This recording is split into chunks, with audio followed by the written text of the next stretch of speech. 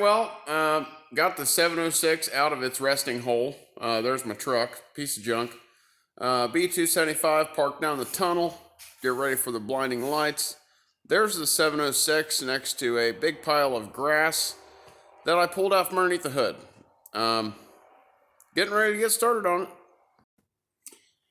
So yeah, this tractor's only been parked right there for maybe 4 days, like since Sunday. I think it's Thursday. We'll count it as 5. And the amount of bird poop all over it, the seat, I know you can't see up there, was astonishing. And there had been 2 little birds trying to build a nest. I thought they had been trying to build a nest 3 times. I have cleaned out this shifter pocket. Yeah. And I'm like, okay, whatever, little birds, please go away. Poop all over my fender, whatever. And I go to take the side cover off so you guys could see better and I could work a little better. And up in here was just completely stuffed. And that's like half of it. The other half I pulled out outside. Whatever. But in today's video, we will be removing the oil filter, distributor cap, and toolbox to replace the side cover gasket where all those blue bolts are. Because unfortunately, you can kind of see we've got a little bit of a leak, and I know why. I over-tightened it when I just put it on. You know, the engine's got like 10 hours on it or something now. But yeah, we'll get into it, and I've already got some of the tools set up, so this project hopefully won't take forever. And it is actually like only 8 o'clock. So I've been down here for about an hour, to be honest. Picked some other things up, did some other things. But I'm down here, it's daylight, soon to be dark. But hopefully we don't work till midnight again. Alright, so now you're set up on the stick. Got my handy dandy Milwaukee. I already got a couple of tools here. First thing I'm going to do is take this toolbox off. That's pretty easy. Wow, that came real fast, didn't it? Set our hardware up there out of the way. Supposed to be 2 bolts on the back of this, but one of them's broke off in the bell housing. No, I didn't do it. It's the way it was when I got it. And the convenient thing about the back of this toolbox, or any toolbox, I guess, that would go on a similar tractor, these bolt holes back here are actually slotted. And I would say that that's maybe because you would have a different engine, like it has the bolt to the engine up there. But if the engine was wider per se, maybe you would need to move this out. I'll show you what I'm talking about. They're like that, so they kind of just scoop in, and then you bolt it fast there, tighten these up. Put that on the front of the tractor. Walk over my bird nest, giant mess. Okay, this guy, simple enough. I'm just going to plop this out of the way. Make sure no bird nest gets in there. Kind of wedge that in. I know the cap doesn't look very good, but it's just sun beaten. It's not old. The contacts are good. Never had a problem out of it. I think I replaced it. Wires are all good too. So it almost looks like I'm going to need to remove the distributor, but we're going to do everything humanly possible to not do that. Because I don't want to have to retime it. Now I've got my wrench also, because on this tractor, and a lot of older ones, especially with a canister style oil filter, this all holds oil. Like eventually I'm sure some would drain back, but you have a drain for the filter housing. Oh yeah. Oh yeah. Oh, sorry, that was a little audibly graphic. Let me go grab, that's loose now. Let me go grab my drain pan. Spare trash can lids. We have trash cans all over the building, the farm. I have one in a tobacco barn, one out by the grain bin, 3 in this building. It's 400 feet long. So we have plenty of extra trash can lids because I just bag them, and you know, they don't sit outside where whatever could rain in them. There's no need for a lid. I just take the bags out and take it to the dumpster. All over the frame rail. Oil looks great. Looks okay. It's a little dark. I did change it. Actually, I changed it before I started bush hogging. And you know, you get your typical little bit of a metal swirl, but really fine stuff, and that's just coating coming off the engine bearings. And you know, as the piston rings break in, they kind of leave a dust in the oil. So, and that's why before we do tillage, I definitely wanted to get the leak fixed, get this converted over to a spin-on filter. I'll probably order a new spin-on filter, a second one, and change it before planting for sure. So yeah, I'll just let that drip out for a minute and we'll go from there. All right, well, we're gonna have a go at it. I went ahead and unplugged the oil pressure sensor, set that wire aside. This wire was tucked kind of back in here, got it out. Let's go ahead and take this tachometer drive cable off. Now these, I may have tightened it up. No, see, I didn't tighten it with a pair of pliers. It's a good idea to just snug those with some pliers, nothing crazy. But they just screw on by hand. That's why it's got these ribs, you know, easy on, easy off. Try to swing it out of the way without kinking it, because it definitely is original and old and crusty. First thing I'm going to do is blow off all of the bird debris before we expose our oil filter housing. How's that for compressed air? All right. Now I've already kind of preset this. This is like 1.5 inches. It's stupid big. And it does have marks on it from where I've totally just used a pair of pliers before. Not that I don't have 1.5 inches, but all my big wrenches are currently in the back of the shop. You haven't even seen that. I don't think anyways. But I've still got stuff back there I have not unpacked, we'll say. We'll inspect this oil filter here in a bit. For right now, I'm really just trying to get everything out of the way. There's the spacer. I know in the last video I said that I accidentally used the words fuel filter housing, but it's oil filter housing. Now it's a good thing that the seal actually stuck to it. And if you see how it's clean, now oil's running down. It was actually sealing. But regardless, I have a spin-on filter kit for it. Maybe we'll look at the filter and reevaluate, because it does look like it was sealing pretty good. And I want to get as much use out of this filter as I can, because, well, they cost 16 bucks, and if there's nothing wrong with it, then I may reuse it for just a little bit more break-in, and then maybe before we do the tillage, you know, like really getting after it with the disc, maybe that's when I'll put on the spin-on filter kit. I had planned on doing it during this video and repair. We'll look at that later. Setting this off to the side. Somewhere I have my bag. Hold on. Sorry for the dead camera. Found the bag. This is the O'Reilly bag. It's convenient. It's from O'Reilly, and it's a bag that the spark plugs came in, and all I'm going to do is I'm going to go ahead and let that keep dripping, but I'm covering the oil filter housing so no debris gets in there. I mean, you don't want debris in your oil, right? And you just wrap it over, pull it taut on the bottom, pull her tight. And if it wants to keep dripping, that's completely fine. Plug is still out for draining. Now I'm going to change my gloves real quick, and we will take this off and then that off, because that's what we're resealing. I did have to custom make a gasket for this. That gasket was like 30 bucks, and some, I think it's Cometic gasket. Paper material, comes in like a roll, like a big sheet. It even comes with a razor knife. It was like $12, you know. So why not buy that, and I can make mini gaskets instead of $30 for one gasket. That's just a vent. That's all it is a vent. It's completely open on the bottom. There is like a, which I guess I'll show you that. Hang on. I guess I'll show you that. Take these two bolts off here real quick. I did go ahead and replace all the bolts with new stuff because, well, I'm weird like that. It already had one bolt that was wrong for the valve cover or side cover. So being that it already had one that wasn't correct, I went ahead and put them all at least the same. Set these off to the side.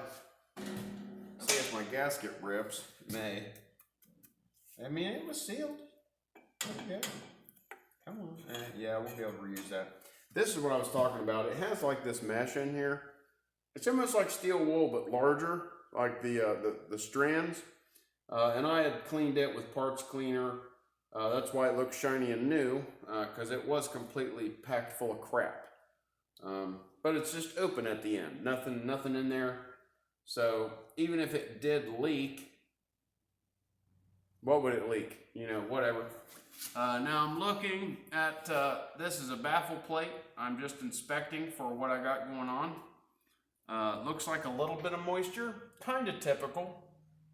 Water is actually a byproduct of burning gasoline, if no one knew that. And that is why when you see the Crown Vic or Suburban sitting in front of you at the stoplight and they pull away, a little bit of water drips out of their tailpipe, completely normal. One of the chemical compounds that comes out of burning gasoline is water. Go ahead and get these taken off. Oh, that would be nice if all the washers stayed. See, they didn't seem over tight. But the whole reason why, I don't know if your camera's close enough to tell, but there's silicone around each one of these. The reason for that is the factory bolts are a pan head style screw that have a concave on the back. And they actually take a rubber seal. Every one of these bolts is supposed to get a rubber seal, and that rubber seal is non-existent. I did try CNHI. I spoke to a couple really good aftermarket parts people. Not Allstate's Ag or Stoner Tractor for that matter. But some people that like actually, you know, they restore and work on these things like very frequently, very often. It's kind of like their profession. And they told me that that seal is non-existent, and they all told me just to put silicone on it. So that's exactly what I did. One thing that kind of stinks is some of them are coming with the lock washer and some of them are not. So I'll have to pay attention when I put it back together. But I will put a little bit of fresh silicone on each one just to, you know, because there's not the right rubber seal there. Blow away more bird nests, set our bolts down, good deal. So really this thing's ready to pop off. I don't know how easy it'll pop off. Oh yeah. Oh yeah. Well, that wasn't hard at all, was it, folks? The big goal is to get it out from behind this, and I can feel it tearing the gasket a little bit. That's okay. There we go. But you see what happened here. I over-tightened it. Totally my fault, I'm not gonna lie. Looks like I did it in several million places. Yeah, I mean, that's the engine. Merry Christmas. It's all new. It's not all new, but should all be good to go for this year anyways. I don't know if you can hear that. My sticky tack, it's not sticky tack. It's a called High Tack from Permatex. I will be using that on the new gasket. I like that stuff. It usually makes a pretty good seal. Now the fact that it's stuck to the valve cover and none of it stuck to the block tells me the block, it's cast iron, so no matter how much you clean it, you're going to have a little oil penetration, and just that oil seeping out of the block is definitely enough to make the gasket not stick to it. Not the oil leak, the oil actually in the metal. If anybody can think about that and wrap it around their head, cast iron is like a sponge. If your sponge pores are too large, you'll have external leaks. Seepage, they call that a porous block. But it doesn't change the fact that cast iron just sucks in the oil. It's also probably why they don't rust out and they last forever. Let me dispose of this clean this, clean that, and we'll stick her back on. All right, so this is our new gasket and a wire. Why is there a wire? Because I'm going to spray it and hang it so it can dry without touching the mating surface. Ideally, that's what you want. And I'm also going to spray the engine block and the side cover. Now, I've cleaned both of them with brake clean and a rag. I did not spray brake clean here because, while it's got new oil in it, I don't really want that crud getting down in the oil. But here is the spray tack, high tack spray gasket sealant, Permatex. I like it. I've used it for probably 10 years. Holds, seals, and holds and seals cut gaskets. This is a cut gasket. You know, it's stamped, whatever. But it really makes installation easy, and I think that it does help. The biggest thing is, no matter what gasket it is, whether you've got multi-layer steel, cork, paper, copper, oil. It is my belief as a professional mechanic, if you have any oil residue on your gasket, or if you ever tighten it, it's going to leak, you know, and I don't have comebacks at work, and I know how to seal stuff up. Obviously, I over tighten this. I know I'm kind of, you know, what's that? Calling the kettle black or something like that. But I just take a rag and good quality brake clean. Non-chlorinated. You do not want low VOC brake clean. You want the highest VOC that you can get, and that's volatile, outer climate, whatever. California. Don't listen to California. Sorry if you're from there. But get the most stinky, flammable brake clean you can, and you want to spray it, and like as soon as you blink, it's dry. No residue. Residue causes oil leaks. But yeah, I'm just gonna, and we'll show you the finished product. There you go. Nice even coat. Doesn't have to be crazy. It does not take a bunch of this stuff. I'm overdoing it just to show you because I thought, well, I probably should have just showed them. Not going to hurt anything in there. It's not. If it gets washed into the oil, it's not like cramming your oil pickup tube full of silicone. You know, it's just high tack. You know, it's good stuff. But I'm going to take this because that stuff is kind of stinky. I'm going to take this outside, spray it outside, bring it back in, hang it, and then I'll do the side cover. And you're supposed to let this stuff dry. Might say 10 minutes. I always just let it dry completely because it stays sticky. I'll put the gasket on the block. The tackiness will hold it there. Then I can put the side cover on successfully with new silicone around each of those bolts. You'll see it here in a second. All right, well, I've waited about 10 minutes, give or take. What we're going to do is we're going to check to see how our high tack is doing. You want to touch someplace, obviously, that's where it's not sealing, and just see how sticky it is. The stickier, the better. If it still feels oily or wet, you have not waited long enough. It feels pretty good. Done this before, so I'm going to go ahead and go grab our gasket.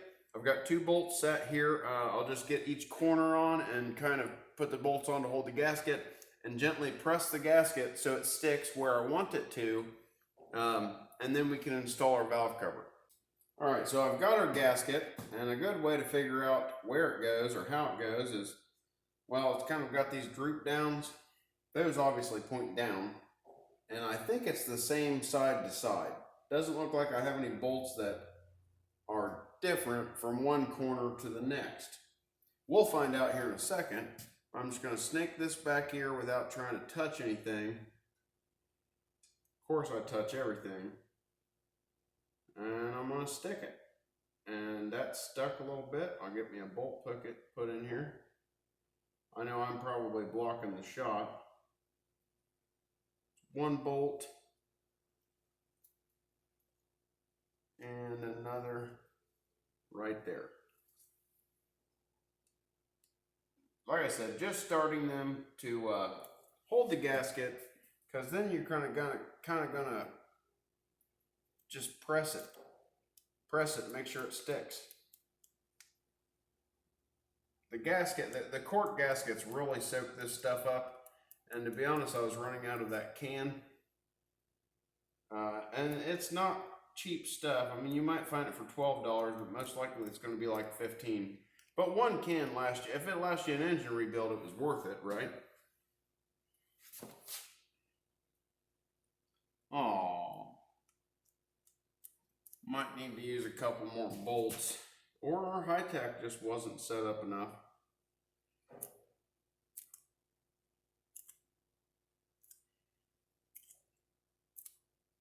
really push it on there. The whole purpose behind this stuff is it holds big gaskets in place so you can actually install them, you know, without them falling everywhere like you just saw.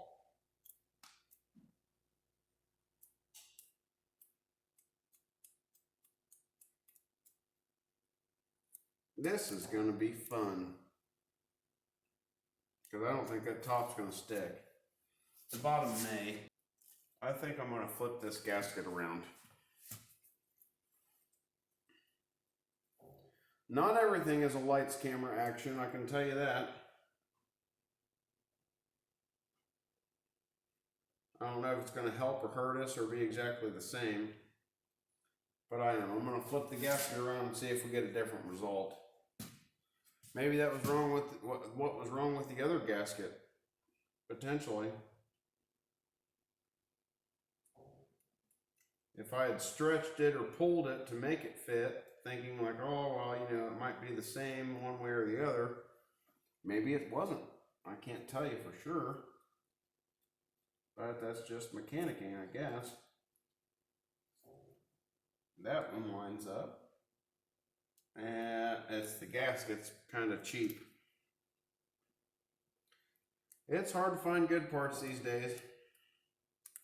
That's all I gotta say about it, I guess.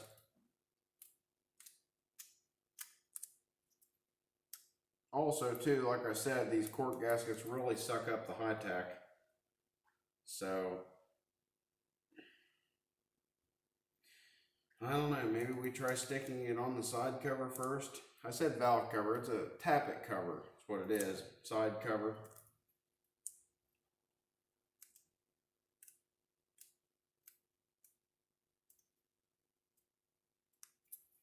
Yeah, it's just wanting to fall back off. Not a really good interview for high tack, I can tell you that. Used it for years at work. Always had good result. Well, you know, let's just, you know, the saga of crap continues. I'm going to try sticking it on the side cover first.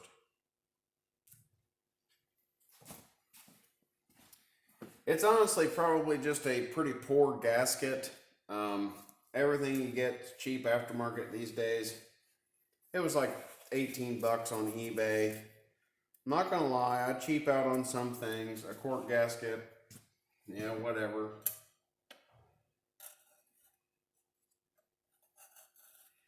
Let's see if we can snake it in there without touching anything bad.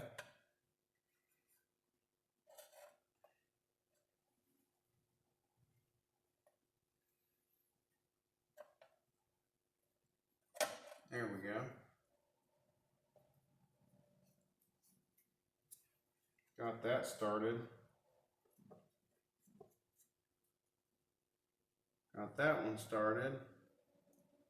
Got that one started. Okay, looks like we're holding our gasket in place now, obviously.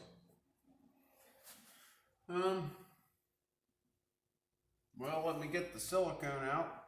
And obviously these bolts will have to be taken out. Silicone put back in, yada yada. We'll get to it. Again, I'm going to clean these with brake clean before I install, because we're siliconing them. All right, got our Permatex Ultra Black silicone. I've cleaned these bolts. I'll obviously have to remove the ones I installed to hold the gasket and clean those separately and get back after it. But all we're doing here, and the reason why, I guess I should state that, the reason why these have to be sealed is all of those bolt holes are not blind. They are open straight into the crankcase, meaning there is oil vapors and splashing going on the other side. They don't screw into a coolant jacket or anything, but they do screw into the crankcase. So paying attention, and I'm just putting a little dab on the threads on each one, no big deal, just like that. And I am paying attention, like I said, some of these came off with the lock washer, because they're a flat washer and a lock washer. Some of them came off with it, some of them did not. Wiggle the bolt a little bit to make sure we're in our gasket. That feels good. We have another one with no lock washer. Roll a little bit on the end just to seal the threads. And stick her in there. That one was pretty good. Might have to double check that one. I wasn't really happy with it.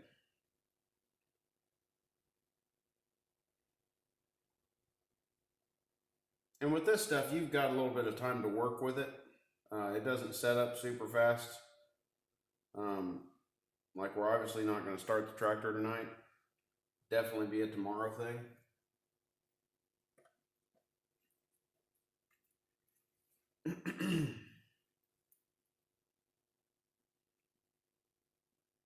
Tedious, tedious, little projects we do.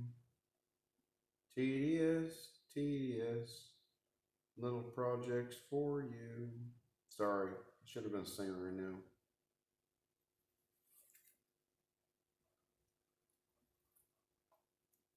Last thing I want to do is this job again, because it's already the second time I'm doing it.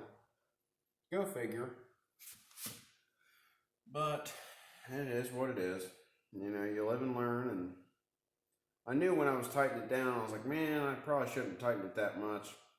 But I'm used to small block Chevy cork valve cover gaskets that I guess they're just not as prone to tearing. I can't believe I tore it, to be honest. And it didn't even tear until after I ran the tractor. And then it's almost like that piece you saw like sticking up right there. It's like it just kind of reared up and it's like, oh, yep, you split me. Maybe that's a heat soak type of concern or thing going on. Where if I don't tighten them down a whole bunch right now, I'll be able to tighten them down later as we go. You know, when we're double checking things. Next winter, the cylinder head will not be pulled off, but the valve cover will be. Get a valve lash adjustment, retorque the cylinder head. So like I said about the B275, the manual for the 706 specifically says to retorque the cylinder head. And it looks like we're out of bolts too. That don't have washers. No, there's one there. Don't have lock washers. Lock washer stuck to the bolt. Anyways, I'm going to get this done, clean these other bolts that we haven't installed or installed previously to hold the gasket, and we'll get back to you.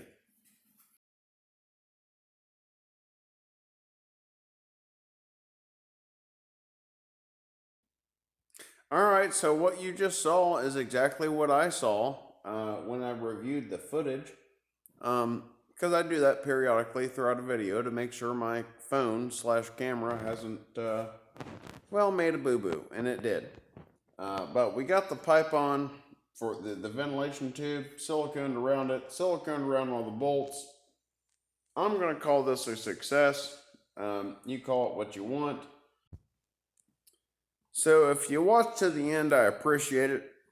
If you like what you see, give me the thumbs up. And if you don't mind and you want to, go ahead and come on back by subscribing. We'll see you in the next one.